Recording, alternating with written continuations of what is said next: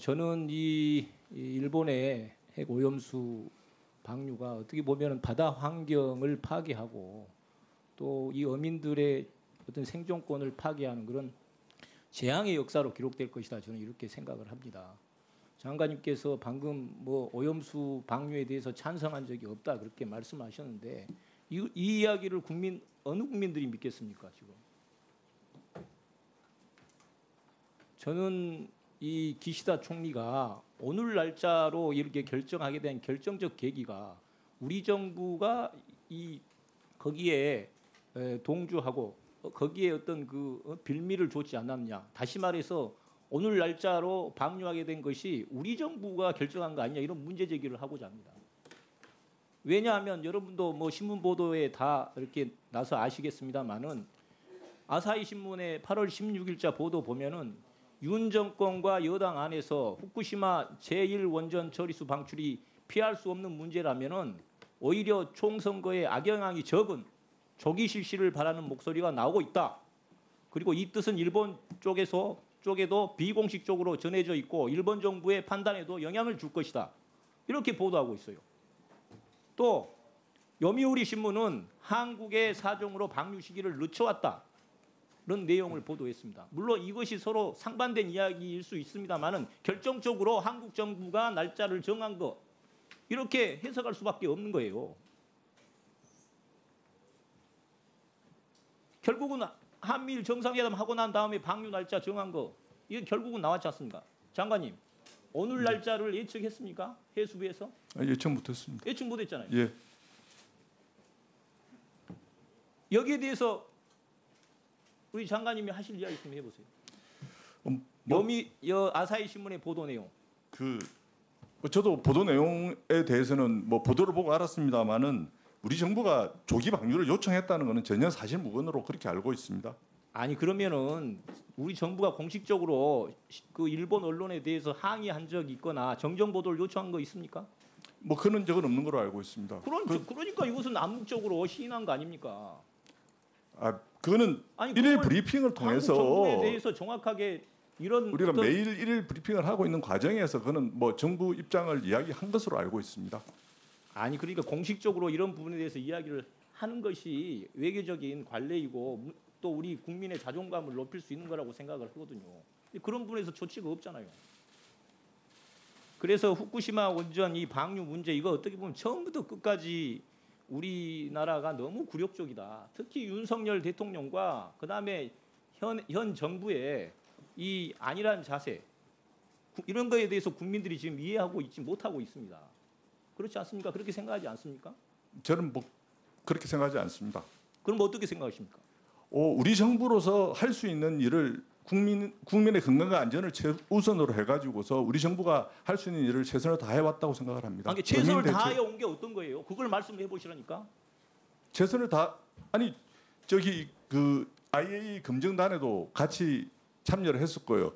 일본이 그 IAEA 검증 결과를 발표했을 때도 참여를 해서 우리 국민들한테 이것이 전혀 어떤 바다 환경이나 그다음에 미래 생태계에 또 우리 어민들의 피해가 없다라는 것을 검증해 본 적이 있냐고요. 원안위에서 또 그 IAEA 검토 결과를 가지고 원안에서 했지 않습니까? 그 신철만 하고 왔잖아요. 국민들한테 공식적으로 납득할 수 있는 그런 납득하기에 다 설명을 언제 한 적이 있었냐 이걸 말씀을 해보시라니까. 한 적 있습니다. 지금 일일 브리핑을 통해서 계속 하고 있고 원안위 위원장을 단장을 해서 갔다 오고 난 뒤에도 충분한 설명을 한 것으로 알고 있습니다. 그리고 거기에서 우리 정부의 역할을 IAEA 검증 활동에 더해서 우리의 정부의 역할도 더한 것으로 알고 있습니다.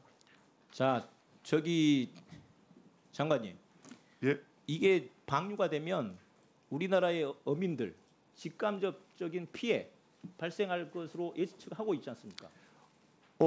피해가 발생한 거 불을 보듯 뻔하는 거 아닙니까? 직접 피해에 대해서는 뭐 없을 것이라고 생각하고 있고요. 어민들도 일본 어민들의 피해가 예상되기 때문에 일본 정부가 지금 대책을 강구하고 있는데 우리 해수에서 피해가 발생하는 거에 대해서 어느 정도 피해가 발생할 거라고 예측하고 있습니까? 직접적인 피해는 저는 없을 것이라고 확신을 합니다. 확신을 하고 결국은 간접적으로 소비 위축을 통한 직간접 피해가 어느 정도 예측되고 있습니까?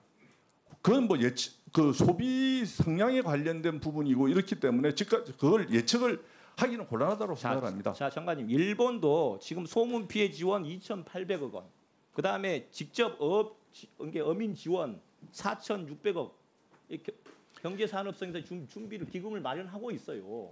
그것은 어민들의 피해나 소문 피해 이걸 통틀어서 직간접적인 피해가 예상되기 때문에 이건 준비를 하고 있는 거 아닙니까? 예, 근데 우리나라가 피해가 없다? 그런 피해는 저희들도 준비를 하고 있습니다. 그러니까 그것을 말씀해 주시라니까. 그 어느 피해 정도 준비를 하고 피해가 예상되는지. 지금 당장 금년에 우리가 소비 활성화를 위해서 640억 예산을 지금 거의 다 지금 추석 전까지 다 소진을 하고 있고요. 소진을 하고 있고 추가적인 어떤 예비비 문제라든지 이런 부분도 하고 있고 내년도 예산도 지금 우리 소비 촉진 활동이나 안전 강화라든지 구체적으로 그다음 말씀하시고. 그러니까 구체적으로 말씀드리겠습니다. 자, 좋습니다.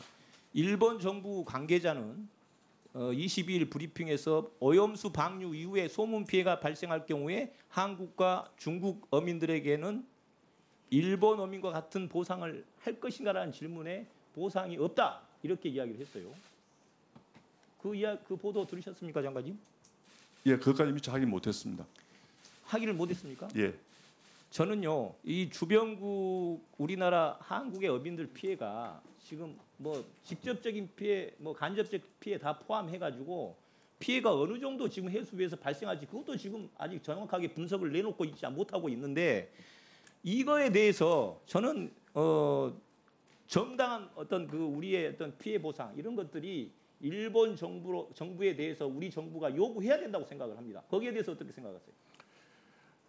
직접적인 피해가 발생한다 그런다면은 그건 당연하게 어떤 국제 간의 협의를 통해서 이루어질 것이라고 보고요. 이게 지금 간접적인 피해라는 부분이 상당하게 더 심각하다고 생각을 하고 있어요. 간접적인 피해 부분에 관해서는 기존의 정부의 정책적인 틀이나 이런 부분에서 근거합니까 그러면?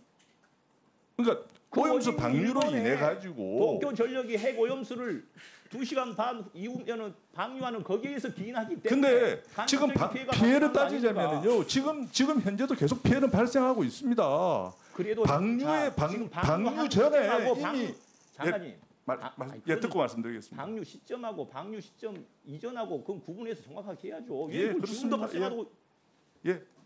지금도 그러니까 방류하고 난 다음에 간접적인 피해에 대해서. 근데 우리 어민을 위해서는요. 저는 어민을 준비하고 있습니다. 준비하고 있고 어민을 위해서는 사실 방류 시점의 피해. 한 가지만 물어볼게요. 그러면.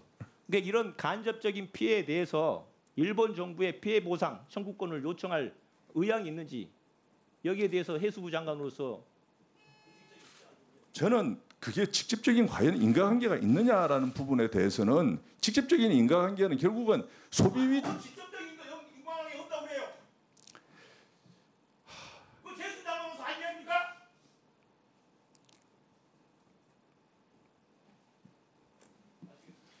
네, 김승남